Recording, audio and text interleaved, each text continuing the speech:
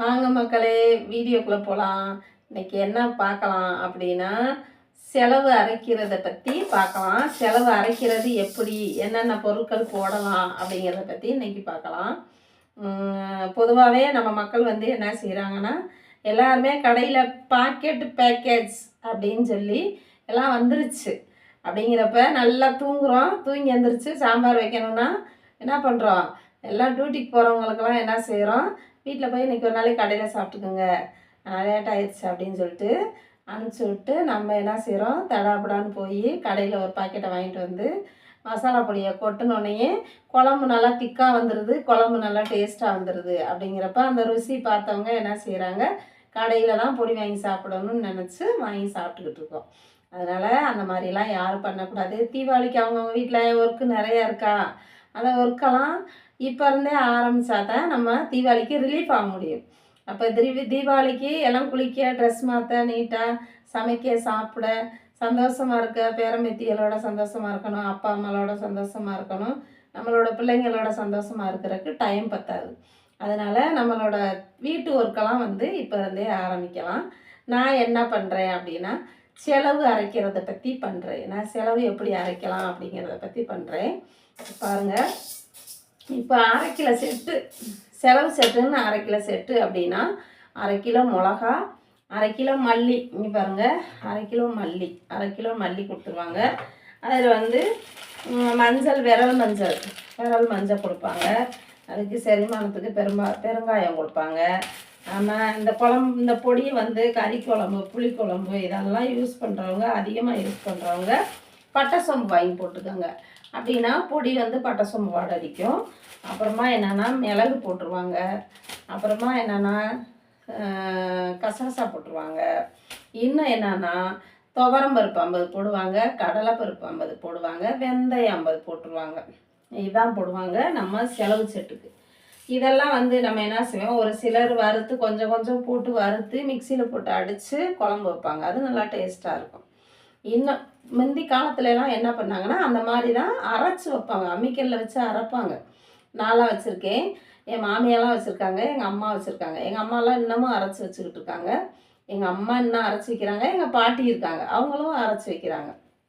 அந்த மாதிரி அரைச்சி வச்சிங்கன்னா நல்லா டேஸ்ட்டாக இருக்கும் குழம்பு. நல்லா சாப்பிடுவாங்க, விரும்பி சாப்பிடுவாங்க. அவங்களுக்கு நோய் நொடியே வராது. அம்மி பிடிச்சி அரைக்கிறவங்களுக்கு வந்து சோல்ட்ரு பிரச்சனையெல்லாம் வராது. அந்த மாதிரியெல்லாம் அதில் நல்லா இருக்குது. அதில் நம்ம அரைக்கிறோம் பார்த்தீங்களா, அப்போ இதெல்லாம் என்ன பண்ணணும்னா, ஒரு சிலர் வறுத்து அரைப்பாங்க, ஒரு சிலர் பச்சையாகவே காய போட்டு அவங்க அரைச்சிருவாங்க. இதில் வந்து மிளகாயை பச்சையாக தான் காய போட்டு வச்சுக்கிறணும். மல்லி இதெல்லாம் வந்து வறுக்கணும். அப்போ குழம்பு வாசமாக இருக்கும், டேஸ்ட்டாகவும் இருக்கும். பச்சையாக அரைச்சா அந்த வாசனை இருக்காது, டேஸ்ட்டும் கிடைக்காது. அதில் நம்ம என்ன செய்கிறோன்னா, குழம்பு டேஸ்ட்டாக இல்லை, குழம்பு திக்காக இல்லை அப்படின்னு சொல்லி சிலர் என்ன பண்ணுறாங்க, கடலை மாவு இருக்குது பார்த்தீங்களா, அதை வாங்கி ஒரு ஸ்பூன் போட்டு நல்லா கரைச்சி விட்டு தண்ணியை ஊற்றி நல்லா கலக்கி விட்டுறாங்க. குழம்பு நல்லா கொலன்னு வந்துடுது. ஆனால் இங்கே பாருங்கள், அந்த குழம்பு எவ்வளோ டேஸ்ட்டாக இருக்குது, குழம்பு கொலன்னு இருக்குது, நல்லா சாப்பிட்றாங்க. ஆனால் நல்லா சாப்பிட்டுட்டு அவங்களுக்கு என்ன வருது, வயிற்றுல சில பிரச்சனைகள்லாம் ஆரம்பிச்சிருது. அது கஷ்டம் தானே. கடலை மாவு வந்து எதுக்கு யூஸ் பண்ணுவாங்க, எதுக்கு யூஸ் பண்ணணுமோ அதுக்கு தான் யூஸ் பண்ணுவாங்க. சிலர் அந்த வேலை தான் பார்க்குறாங்க. ஆனால் அதெல்லாம் வந்து ஒவ்வொருத்தவங்க உடம்புக்கு செட் ஆகாது, ஒவ்வொருத்த உடம்புக்கு செட் ஆகிக்கிறோம். அப்படியெல்லாம் இருக்க வேணாம் அப்படின்றதுக்காக நம்ம என்ன செய்கிறோம், மிளகா அரைக்கிறோம் பார்த்தீங்களா, அரைக்கும்போது இங்கே பாருங்கள், அரிசி நீங்கள் அரை கிலோ செட்டு அரைக்கிறீங்கன்னா ஒரு டம்ளரில் இதில் அரை டம்ளர் போட்டால் போதும். 1 கிலோ செட்டுனா இதில் 1 டம்ளர் போடணும். அப்படி இந்த அரிசியை போட்டு நீங்கள் நல்லா வறுத்துட்டு நீங்கள் இந்த மிளகா செலவில் போட்டு அரைச்சிட்டிங்கன்னா உங்களுக்கு வந்து குழம்பு நல்லா டேஸ்ட் இருக்கும், திக்கல் கொடுக்கும்.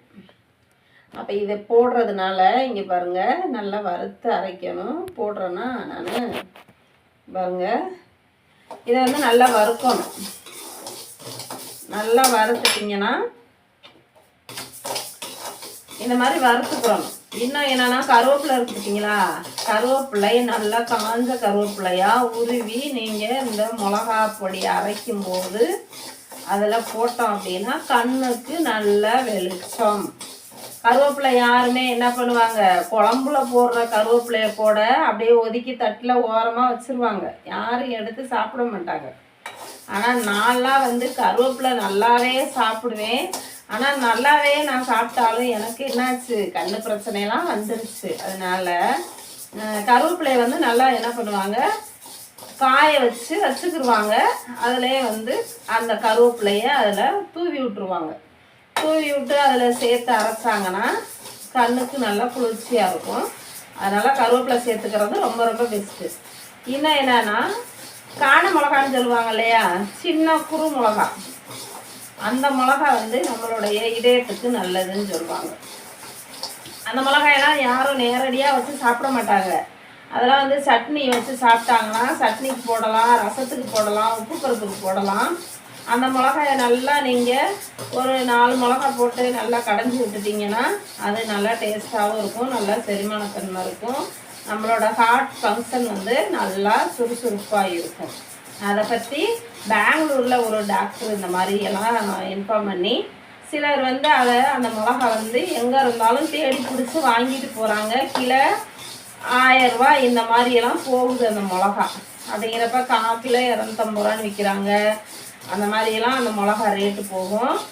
அந்த மிளகா நீங்கள் ஒரு கைப்பிடி ஒரு 150 கிராம் அதில் சேர்த்துக்கிட்டிங்கன்னா உங்களுக்கு மிளகா பொடியில், இந்த மிளகா தனிப்பட்ட முறையில் சேர்க்கணுங்கிற அவசியம் இல்லை. அந்த மிளகாயை நம்ம மிளகா பொடியிலே சேர்த்து அரைச்சி தரலாம்.